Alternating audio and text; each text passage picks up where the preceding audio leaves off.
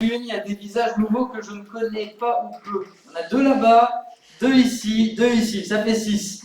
Après, les autres, à peu près, je les connais tous, ou presque. En tout cas, soyez toutes et tous les bienvenus. Il me semble que j'en avais déjà vu certains. Vous êtes déjà venus.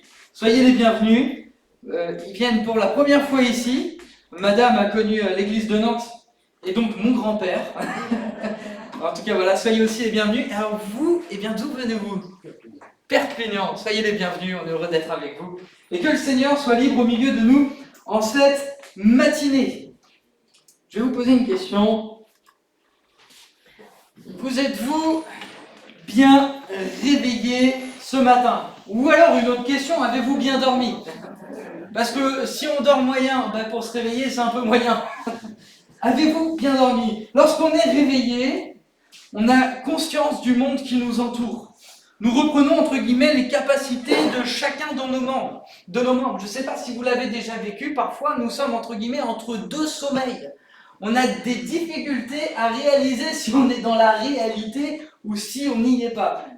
Je pense que là, vous êtes tous bien réveillés. En tout cas, je l'espère, sur un plan naturel, charnel, vous êtes là et vous êtes avec moi. Ce matin, je ne veux pas vous parler de n'importe quel réveil.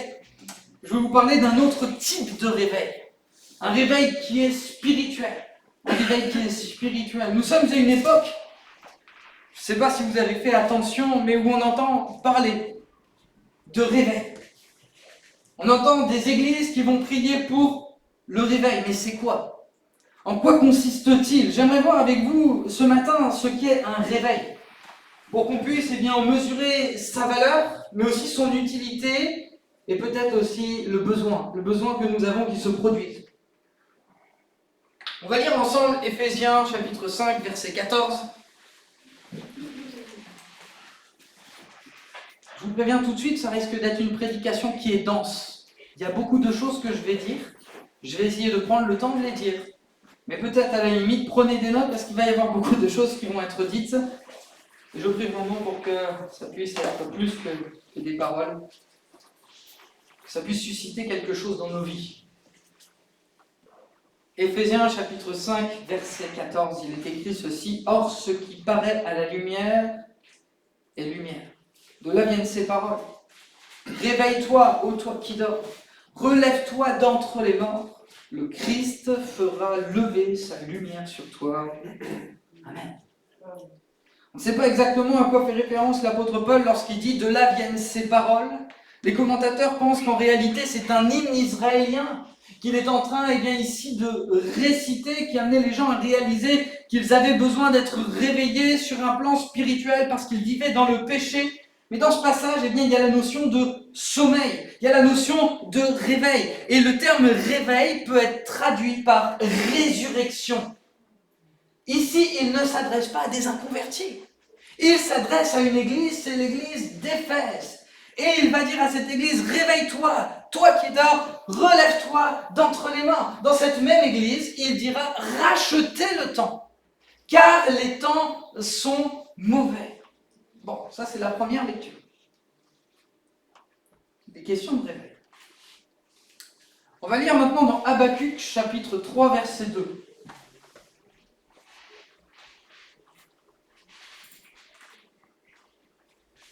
Habacuc, chapitre 3, verset 2, pour ceux qui suivent et qui sont avec leur Bible ou qui prennent des notes, il est écrit ceci. Ô Éternel, j'ai entendu ce que tu viens de proclamer. Je suis effrayé devant ton œuvre. Ô Éternel, dans le cours des années, accomplis-la.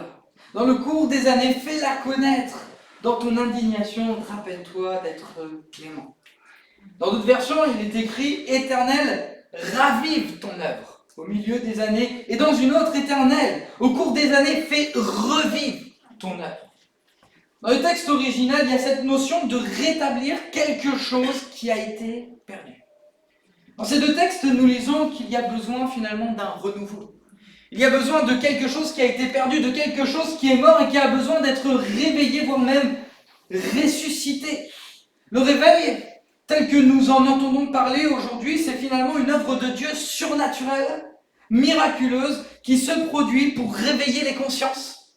Réveiller les consciences de ceux qui sont endormis, Réveiller, entre guillemets, eh bien, les consciences de ces chrétiens qui sont dans un espèce de sommeil spirituel, dans le but d'amener les hommes, les femmes aussi, qui ne connaissent pas le Seigneur, à la conversion des péchés, à la conviction de péché, de justice et de jugement. Donc moi, finalement, pour vous parler du réveil, je suis mal placé. Pourquoi ? Si ce n'est peut-être vous parler du réveil de ma propre pensée, de ma propre conscience, je n'ai pas vécu les réveils tels que j'en ai entendu parler. Et avec beaucoup d'humilité, je dois le dire, c'est la réalité, je ne les ai pas vécus, ces réveils-là. Et pour vous en parler, et pour que nous puissions ensemble être amenés à une action concrète, je vais m'appuyer sur le témoignage d'autres qui ont vu se produire ces réveils dans leur génération. Au milieu de ces foules d'hommes, de femmes qui étaient chrétiens. Donc là, on va rentrer dans un temps de définition. Ce qu'il est, définition. Ici, je vais citer Arthur Walls, et il va dire ceci. Le réveil est une intervention divine dans le cours normal des choses spirituelles. C'est Dieu qui se révèle lui-même à l'homme, dans une puissance impressionnante et irrésistible. Il continue, il dit ceci. C'est si manifestement une œuvre de Dieu que les personnalités humaines passent au second plan. Les programmes humains sont abandonnés. C'est l'homme qui se retire à l'arrière-plan, car Dieu a pris la première place. C'est le Seigneur qui travaille au travers d'une puissance extraordinaire sur les chrétiens et ceux qui ne le sont pas encore. Donc ce que nous voyons lors des réveils, c'est qu'il y a une manifestation de la puissance de Dieu qui est particulière, qui ne ressemble pas en tout cas à moi ce que j'ai vécu. Un autre qui a vécu justement ces temps de réveil, il s'appelle Edwin Orr. Il va dire ceci, un réveil spirituel est un mouvement du Saint-Esprit. Il suscite le renouveau de l'Église, le réveil des masses et le mouvement des personnes non instruites vers la foi chrétienne. L'Église renouvelée, est poussée à s'engager dans l'évangélisation, l'enseignement et l'action sociale. Un autre homme qui s'appelle maintenant Roy Ayson, j'espère que vous lisez bien, j'ai essayé de faire assez gros, mais quand on est sur son ordinateur, on ne peut pas vraiment avoir les proportions. Il va dire ceci, bien entendu, les formes extérieures des réveils diffèrent considérablement. Autrement dit, elles peuvent se produire d'une manière, elles peuvent se produire aussi d'une autre. Mais leur contenu intérieur est toujours le même.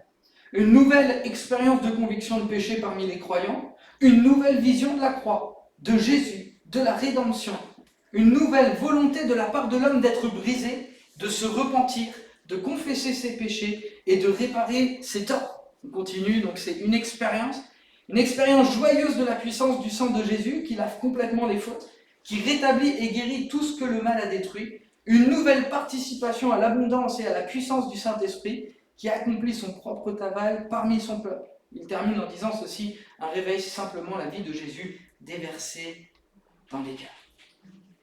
Voici donc un petit peu les définitions que l'on peut donner à ce réveil spirituel dans notre génération de ce que certains hommes, certaines femmes ont connu.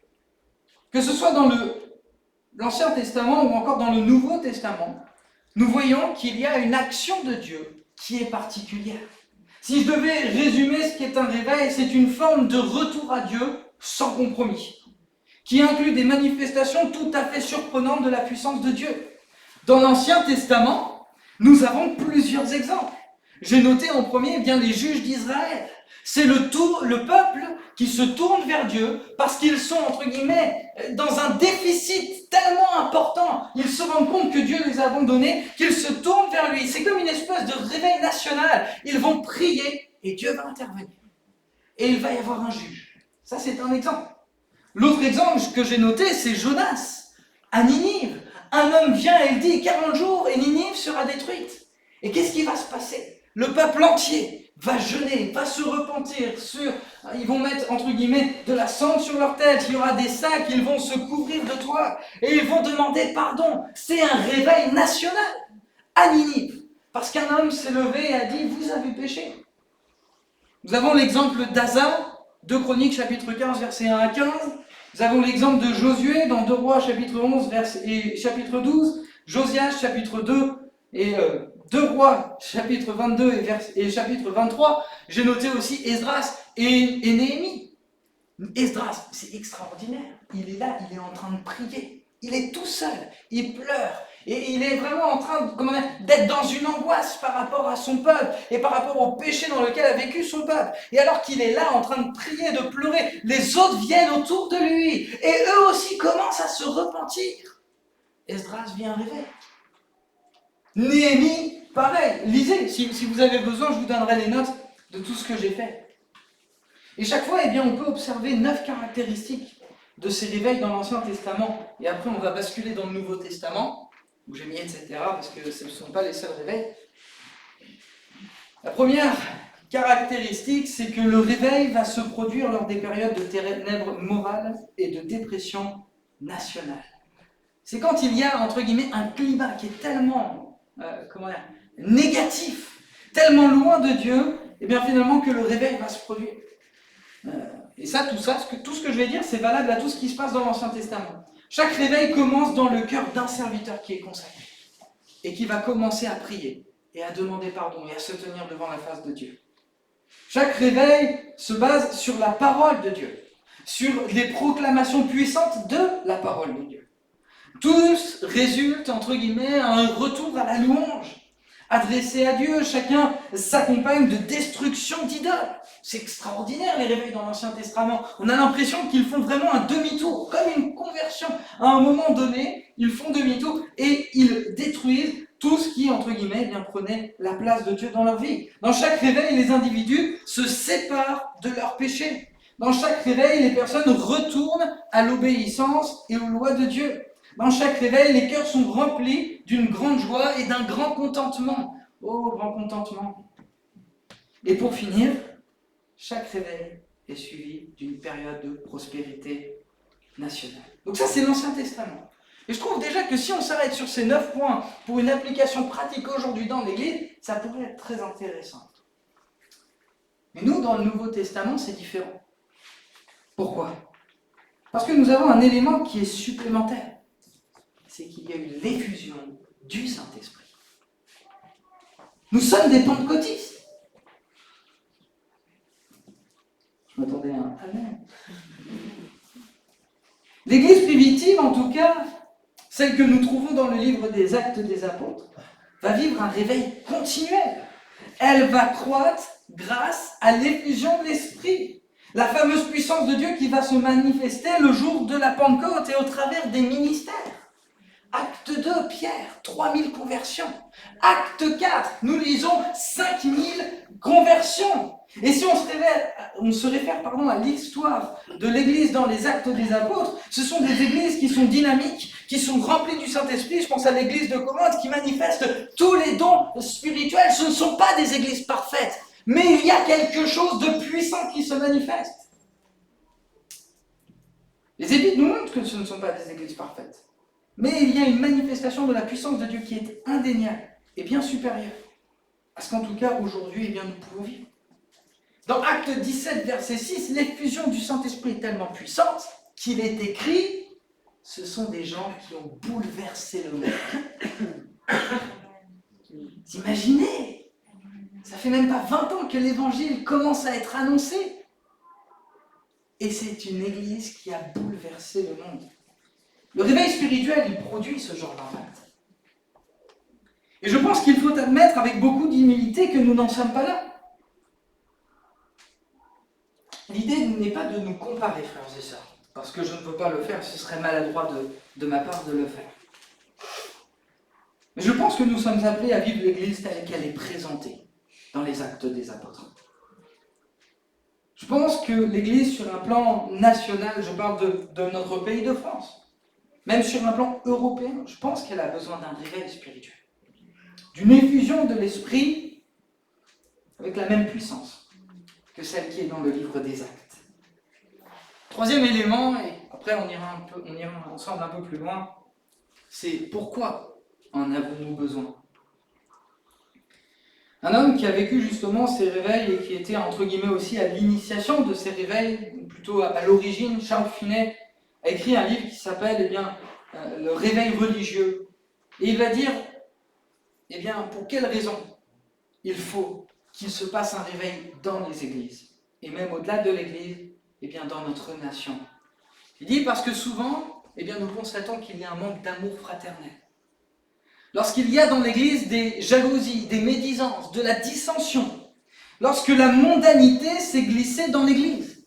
Et lorsque moi je pense à mondanité, excusez-moi frères et sœurs, je ne veux pas vous choquer, mais je pense que le divertissement nous a tellement atteints que parfois il nous bouffe notre temps et il a atteint et touché l'Église.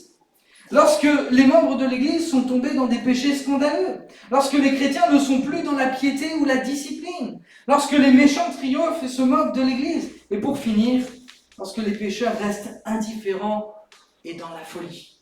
Il y a besoin d'un réveil. Il y a besoin que l'Église se réveille. Alors je vais peut-être vous choquer, mais c'est pas grave, j'en suis plus là, et je me dis que c'est important, et c'est parce que, on veut ensemble progresser. Charles Finet va dire ceci.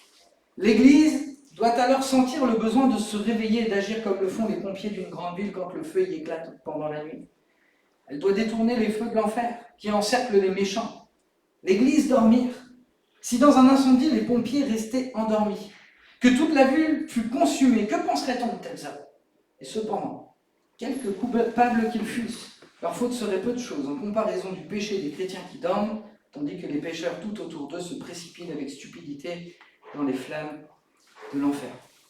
Alors c'est un petit peu violent ce qu'il dit. Je ne reviendrai pas sur ce qu'il a dit. Je vous invite personnellement à lire ce livre. Si vous voulez les notes de ma prédication, n'hésitez pas, je pourrais vous les transmettre. Mais je pense personnellement, et j'en suis convaincu, que nous avons besoin d'un réveil. Un réveil spirituel. Je n'en parle pas avec d'autres. Et pourtant, d'autres pasteurs me disent, Davy, je sens comme un fardeau, de plus en plus angoissant en ce qui concerne l'Église. Et plusieurs pasteurs commencent à faire prier leurs églises pour qu'ils puissent commencer à désirer qu'il se passe quelque chose de nouveau. Quelque chose, entre guillemets, peut-être que nous n'avons pas vécu, parce que nous nous rendons compte aujourd'hui que nous vivons dans une phase de l'humanité qui est certainement des plus terribles. Maintenant, j'aimerais m'arrêter avec vous sur l'histoire de l'Église, et notamment sur les 3 derniers siècles où Dieu a accompli des réveils tout à fait extraordinaires. Pourquoi je vous en parle? D'une, parce qu'ils se sont passés, et de 2, pour qu'on puisse peut-être aussi nous identifier. Il y a un truc qui est extrêmement intéressant là, dans ce qu'on va voir. C'est que les réveils spirituels dans le cours des siècles, ça ne s'est pas passé dans les églises des assemblées de Dieu. Non, c'est pas rigolo, bon d'accord. Okay. Non, finalement, c'est les églises évangéliques, toutes celles qui vont reconnaître Jésus-Christ comme Seigneur et Sauveur. Donc on va faire un petit peu d'histoire, on va voir 3 siècles, le 18e, le 19e et le 20e, et j'essaierai de ne pas être trop long, mais juste de vous donner quelques informations pour réaliser à quel point on est loin, malheureusement, de ce qu'ont vécu dans ces temps-là l'Église. Ce sera donc dans une église chez les Moraves en 1727 que l'Esprit de Dieu va se manifester d'une manière tout à fait, surprenante. Nous sommes à Ernut, on est en Allemagne, et un homme sera touché par l'évangile. Il s'appelle le comte de Zinzendorf. Est-ce que quelqu'un connaît le comte de Zinzendorf? Okay, quelques-uns. Et donc, cet homme-là, il a une église dans laquelle va se mettre plusieurs mouvements différents. Et c'est pour ça que vous parlez des assemblées de Dieu, parce que là-bas on va trouver des luthériens. Donc les luthériens, eux, c'est la doctrine de la prédestination, ils pensent que nous sommes tous prédestinés. Il y en a d'autres, ce sont les baptistes. Les baptistes ne voient pas la dimension du Saint-Esprit comme nous la voyons, et il y aura des réformés. Et au sein de cette assemblée, il va y avoir de profondes divisions, des controverses justement sur la prédestination, la sainteté et le baptême. Et le comte de Zinzendorf, qui était un homme de prière, c'est important de le préciser, va prendre le temps de visiter tous les membres de son assemblée. Il va les encourager à s'unir sur ce qui les rapproche, ce sur quoi ils sont d'accord, plutôt que de se diviser sur les différents éléments sur lesquels ils ne sont pas d'accord. Il va prier pour ça et il va leur faire signer une charte. Vous allez vous engager par écrit à vous honorer et à vous respecter et à être unis, parce qu'en réalité, nous croyons en Jésus-Christ. Donc le 12 mai 1727, tous signent cet engagement.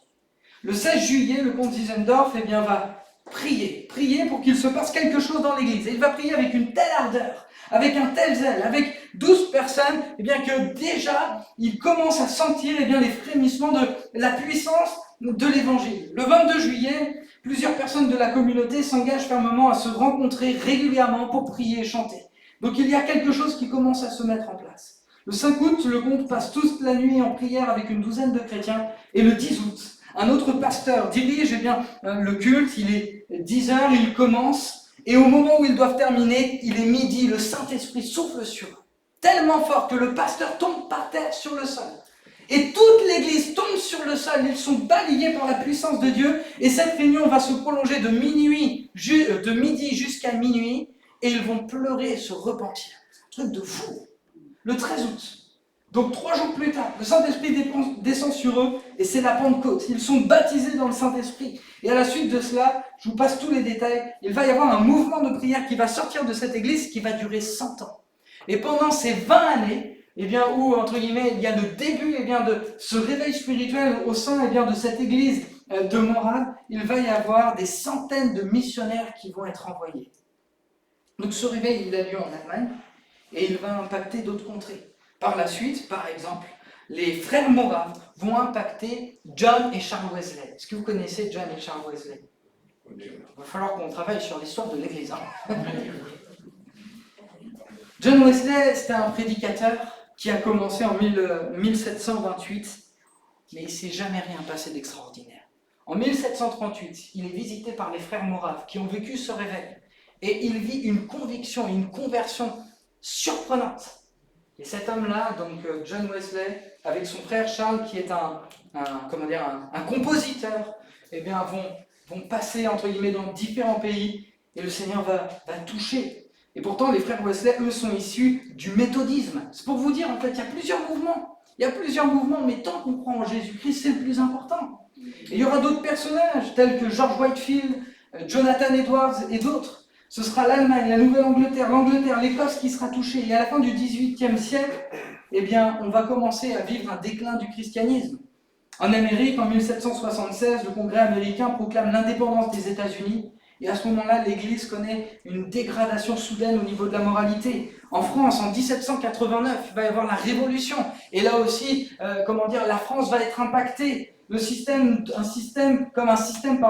d'oppression de l'esprit humain.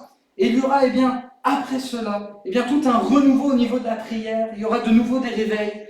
Et partout un peu dans le monde, avec des hommes tels que Charles Fox, William Carey. Et l'impact du réveil va avoir des retentissements au niveau social. Ça aussi, je veux le souligner avec vous, parce que nous, là, on est en train de s'arrêter sur l'aspect spirituel, de l'expérience, des convictions, etc. Mais les chrétiens vont devenir des véritables instruments pour mettre en place des réformes.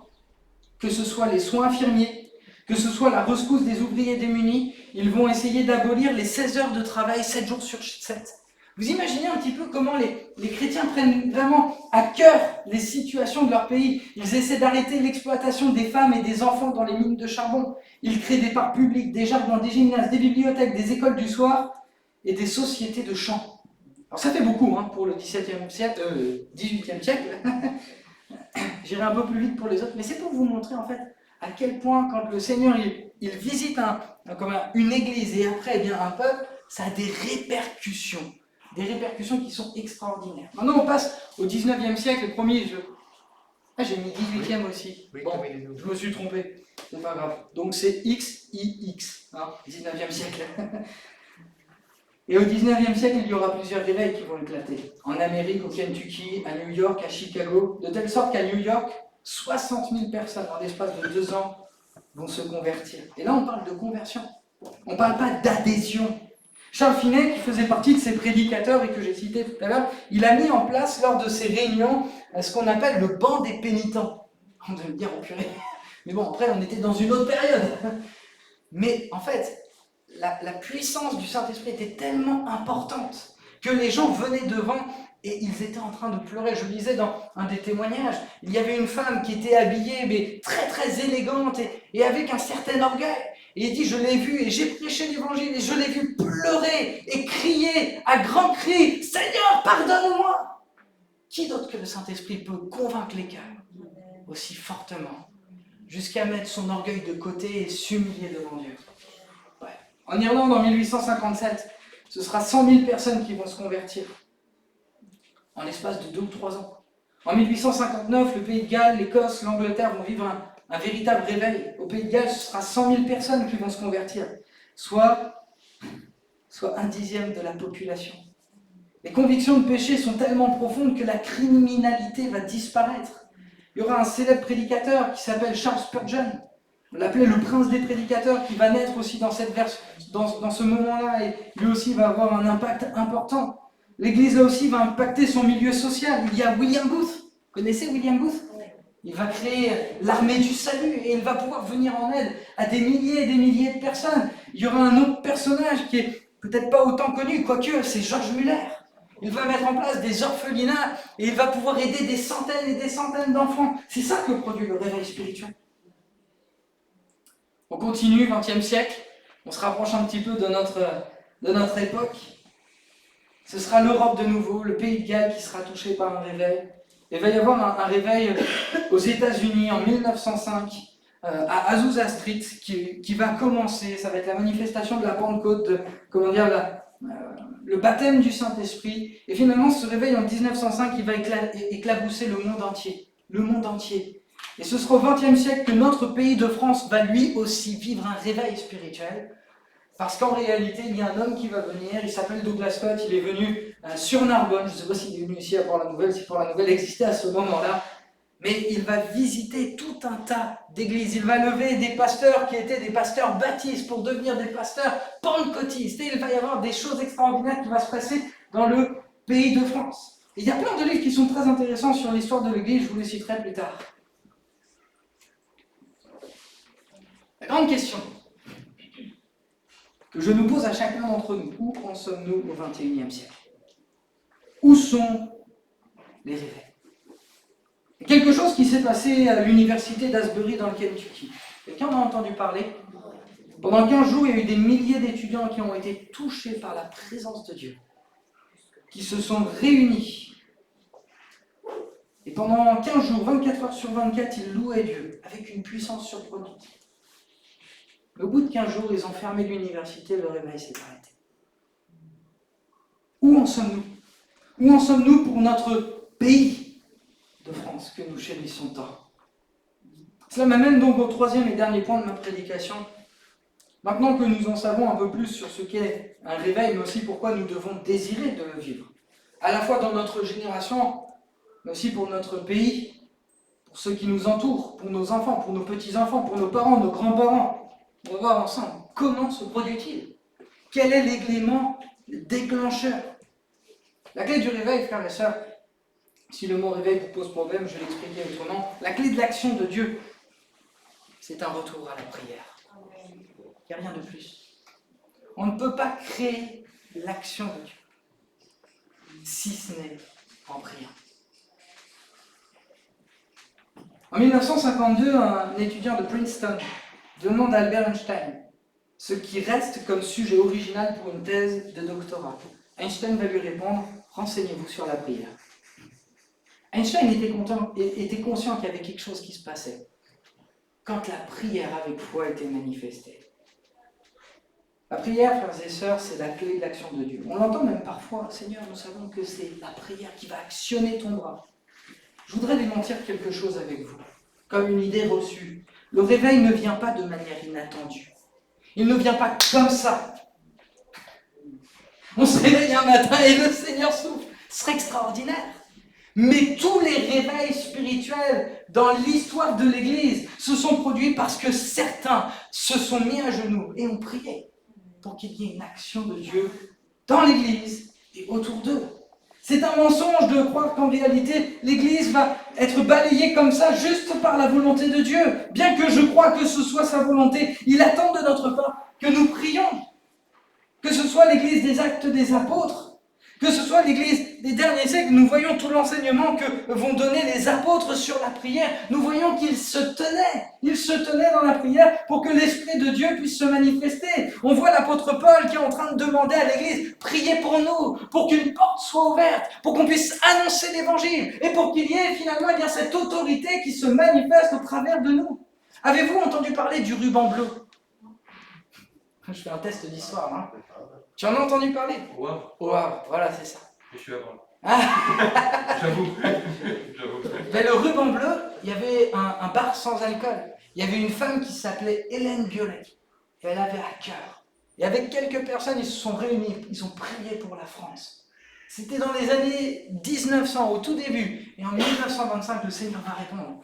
Et il va envoyer cet homme, Douglas Scott, qui va, entre guillemets, enflammer notre pays de France. La clé de l'action de Dieu, frères et sœurs, c'est un retour à la prière.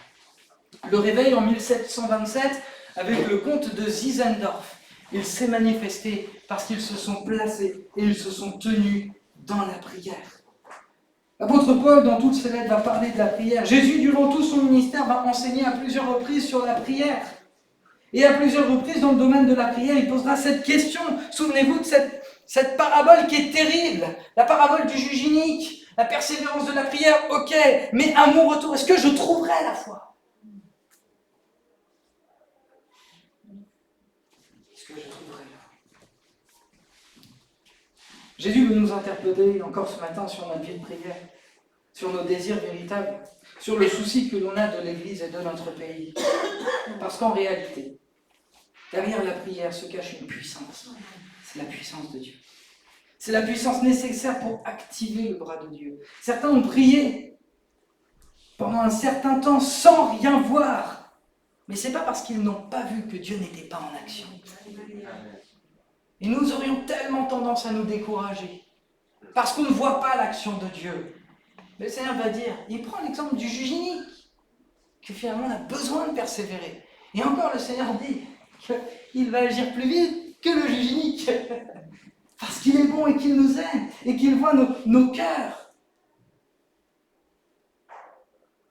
Nous devons avoir vraiment un retour à la prière. Samuel Dickey Gordon va dire ceci. La plus grande chose que quelqu'un peut accomplir pour Dieu et les hommes, c'est de prier. Tous ces différents hommes de Dieu que je vous ai cités étaient des hommes de prière. Le prince des prédicateurs, Charles Spurgeon, il avait la chaudière de l'église. Vous avez entendu parler de ça? C'était des personnes qui étaient juste en dessous de l'église. Ils étaient plus de 200 qui priaient, qui intercédaient quand il était en train de prêcher. Ils priaient pour lui. Charles Finet, on en a parlé tout à l'heure, mais il y avait l'église qui priait et il y avait un homme qui s'appelait Nash. Cet homme, il était extraordinaire. Il venait 3 semaines avant, là où il devait faire une mission, il priait, il intercédait.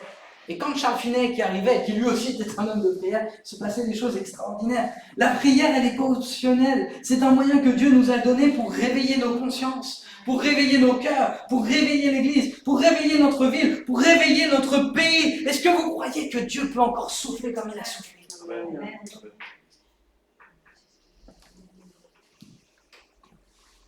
Alors vous voyez, pour ce message, je n'ai pas de grande conclusion. Si ce n'est de vous pousser à l'action, de vous pousser à la prière. Je crois que la prédication de l'Évangile, elle doit toujours nous amener à l'action. Et cette prédication, je dois nous pousser à l'action. Si on ne se sent pas concerné par tout ce que j'ai dit, priez pour que Dieu vous réveille. Si vous vous sentez concerné, et je veux dépasser le cadre de la prédication, le cadre de l'émotion que cela va créer, engagez-vous et priez pour ça. Parce qu'on en a tellement besoin. Vous savez, je pense à l'église de Laodicée. Beaucoup disent que les églises de l'Apocalypse, ce sont, entre guillemets, les différentes églises et les différentes phases que vont traverser les églises dans le temps. J'en sais rien. Moi, j'ai pas trop d'avis là-dessus, parce que je me dis on peut s'identifier à toutes ces églises. Je pense à ce passage terrible que Jésus va dire, tu dis, je suis riche, je me suis enrichi. Il va dire, mais moi, quand je te vois, tu es pauvre, misérable, aveugle et nu. Comprenez bien, je ne suis pas là pour vous faire culpabiliser. Mais je pense que sur la vie d'esprit, Dieu veut se manifester beaucoup plus que ça. Et je pense que nous pourrons dire que nous serons riches quand nous verrons une action de Dieu tellement puissante que les gens viendront sans même qu'on les appelle. Parce que c'est lui qui convainc le cœur. Il n'y a pas d'autre possibilité que la prière. Alors je vais terminer quand même par une action concrète. J'ai pensé à plein de choses. Je me suis dit, est-ce que je vais rajouter une réunion dans la semaine pour qu'on puisse prier pour le réveil, etc., etc. Et je me suis dit, c'est vrai qu'on a tous des plannings qui sont chargés, et puis on n'est pas tous disponibles au même moment. Le but, c'est que tous, je parle de l'Église, on puisse s'engager Maintenant, c'est propre à chacun et personnellement, je respecterai vos choix. Je ne suis pas là pour juger quoi que ce soit. Mais je me suis dit, je vais mettre en place chaque semaine un planning où chacun, on va s'inscrire et on va passer un certain temps à prier pour le réveil. Et l'idée, c'est qu'on le fasse le jeudi. Le temps dans la réunion de la journée du jeudi, on s'en fiche. Mais vous prenez un temps le jeudi. Comme ça, on est tous unis, entre guillemets, à ce moment-là. Et donc, du coup, alors l'idée, donc moi, je vais mettre la feuille là-bas. Je dis le jeudi, bah si après pour vous c'est trop compliqué, vous mettez un autre jour dans la semaine, c'est pas grave. Mais vous mettez votre nom, votre prénom et vous mettez le temps que vous allez consacrer. Je dis pas ça pour qu'on puisse voir, mais au moins que l'Église puisse se concentrer à prier au moins 1 heure par semaine. Si vous mettez 5 minutes, c'est bien. Si vous mettez 10 minutes, c'est bien. Il n'y a pas que le réveil pour lequel on veut prier. Il y a plein d'autres sujets. Mais si on peut déjà consacrer 5, 10, 15 minutes et qu'ensemble, eh bien, on peut, entre guillemets, s'unir auprès de cet élément qui est essentiel pour nos vies, pour l'histoire de l'Église et pour l'histoire de notre pays. Si on peut, eh bien, consacrer du temps, on met son nom, son prénom et on met le temps. Moi-même, je vais m'inscrire, ne vous inquiétez pas.